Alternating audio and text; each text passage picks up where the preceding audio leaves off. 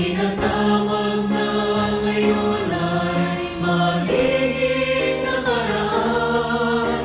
Kaya bigyang halaga ang bawat pagbangon.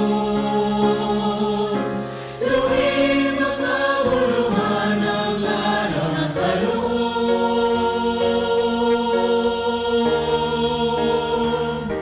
isang pagkakataong mabuhay, bakit di gawing makulay? Sa Panginoon ialay, huwag nang maghintay, pagkat hindi natin alam kung mayroon pang bukang liwayway.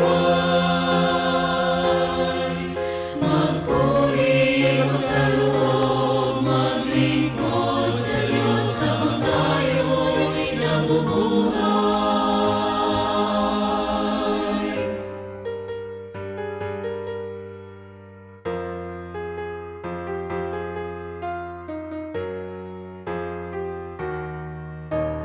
May mga bagay sa mundong ito na sadyang dumarating lang ng isang pagkakataon. Tulad ng oras, di na pwedeng ibalik pa. Ang ating kasalukuyan ay magiging alaala. Kaya bigyang pansin ang hiram na panahon. Ituon sa mga bagay na di maglalaho.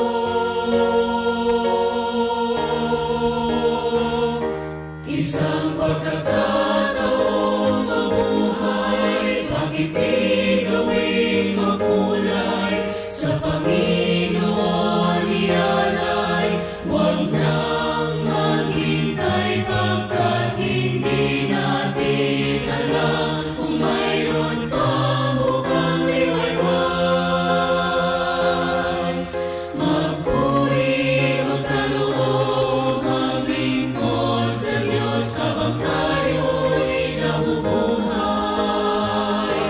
Isang pagkakataong mabuhay, bakit di gawing makulay? Sa Panginoon ialay, huwag nang maghintay, pagkat hindi natin alam kung mayroon pang bukang liwayway. Magpuri, magkaloob, maglingkod sa Diyos. Magpuri, magkaloob, maglingkod sa Diyos.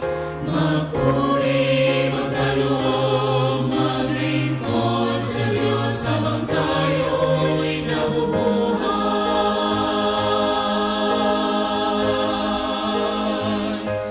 Isang